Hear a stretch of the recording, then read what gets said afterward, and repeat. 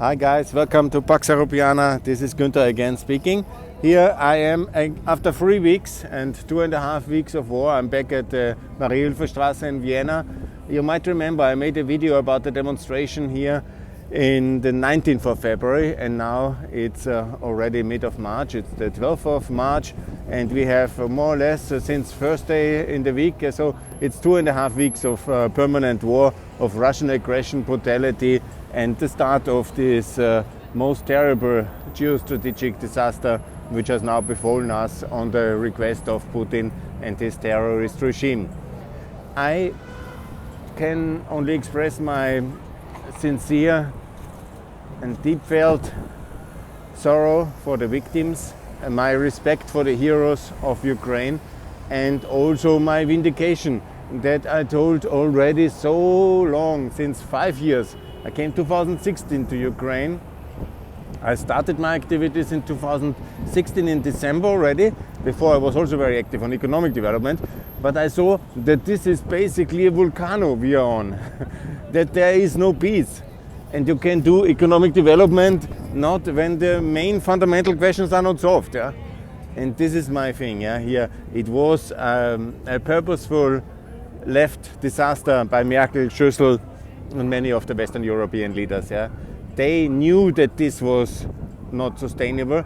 I at least told what I could do, and I did all this activity in the podcast then intensively from 2020 onwards, and before already writing on my my website and my blogs and everything. And now we are in that situation that we are in the complete disaster. I've made already many proposals how to escape and how to settle the situation. Please follow my posts on Twitter. But I just want to say that the Austrian complicity with the Putin regime is one of the main reasons, together with the Germans, obviously. The Austrians and the Germans are completely responsible, and he's the real judge. All these people very terrible. I mean, the horrors of what's happening is the consequence and the result of Merkel's leadership. And lack of leadership, obviously. She can always say, I didn't know, but if she didn't know, I mean, she was in charge. It's absolutely her responsibility, and of the complicity of the Austrian leadership. I'm more focused on, as an Austrian, more focused on the Austrian energy complicity. And when you see that again now in this summit in Versailles, in this neutrality summit, we have done again exactly the same. We have blocked the common European boycott against energy, and then they tell me European unity is so important. In reality, it's a long gone European unity, because we have this absolute situation that the Polish and the Baltics want the Ukraine in and the energy of Russia out, and the Austrians and the Germans want the contrary. And exactly in that situation we are since 2004. We are actually all the time now, since the Orange Revolution.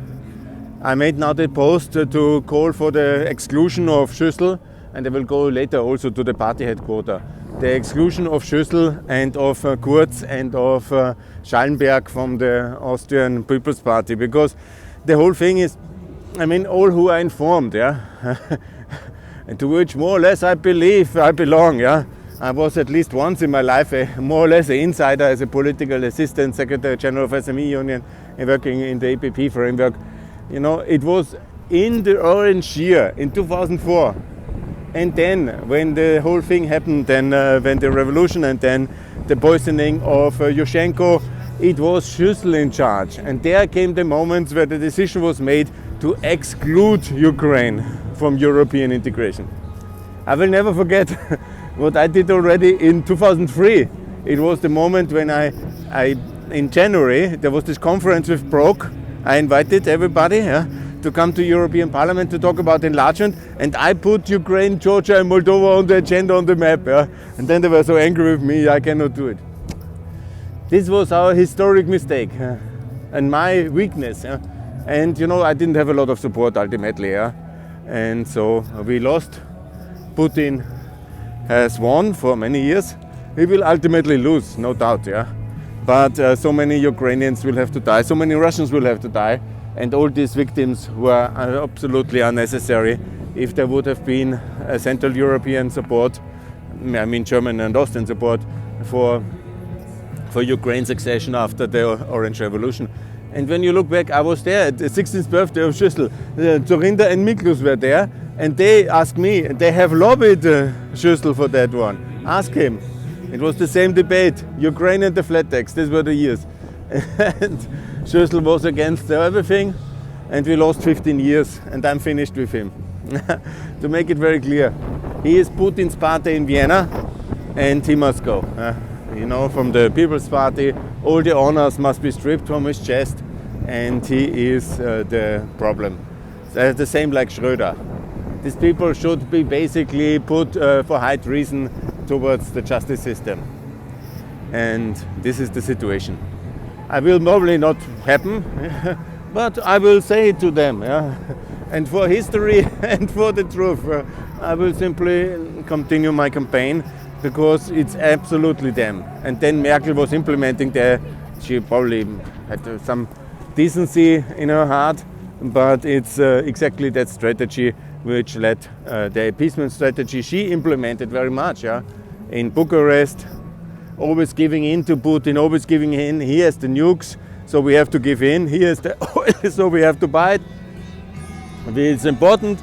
He was always threatening, he was blackmailing, and they had no other choice. They will now excuse themselves in front of their own bad conscience and trying to whitewash themselves for history. But I know very well, and it's absolutely as I say it. And it's a disaster. And Kurz and Schallenberg, then we come also, I say, if the ÖVP wants to save itself, they have to cut all the links, disclose all the crimes, and especially the money, then live with the fact that they will be, of course, under heavy pressure from the media, because this was all treasonable activity. Kurz could have never raised too much money. He flew to Moscow for that.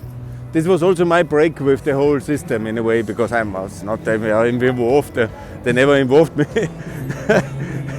But it was in 2018. I remember I was in Belarus when it was announced that Kurz makes his first outside visit to go there to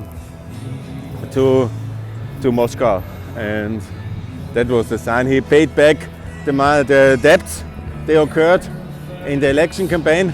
Probably it was Sigi Wolf and Deripaska. That's why they protect Deripaska. You can be so sure that this is the fact. Look, here somebody raised already the Ukrainian flag. That's very good. Maybe that's Vatra. Anyhow, it's like this. Here, this is the Austrian nationalists, and they are doing the campaign for anti-vaccination. That's also funded by Putin, and that's basically the friends of Putin in Austria. I mean, that's anyhow well known. But what I think that they are with the enemy is, for me, understandable. You know, they were always the instruments of the evil power. They were the ex-Nazis who turned then to Russia. But when you look at the situation, how it is, that our people, the Catholic Austria, the regional power of the economic and the intellectuals, that was the Christian Democratic Party should be, has always been, the West integration party of the Christian Western Austrians, that they are run by treasonable Schüssel to this day. That's for me disgusting, outrageous, and unacceptable, and I will never accept that. Good. On a positive note, the Ukrainians are fighting, and I feel sorry, I'm too old to fight. I think I'm also too soft to do that. I will fight with my videos, with my tweets.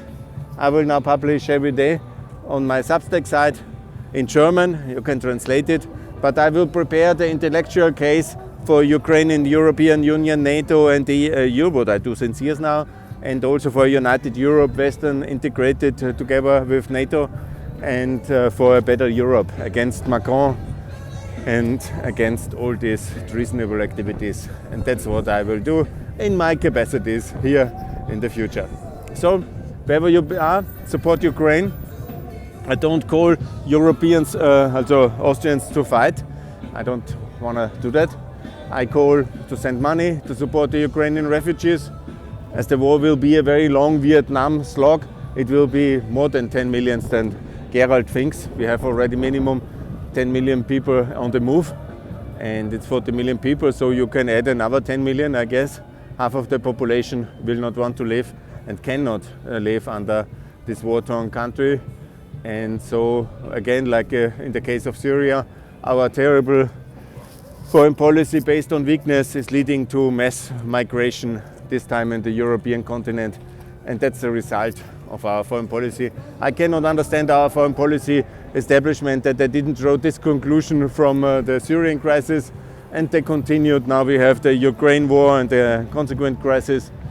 I just wonder what kind of really, I mean, intellectually, they know that I'm right, and I wonder what they think over there.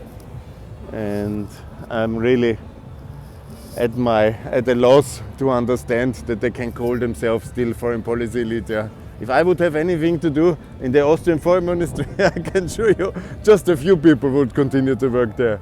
That's absolutely for sure. Anyhow, thanks a lot for listening. More to come from Pax Europiana.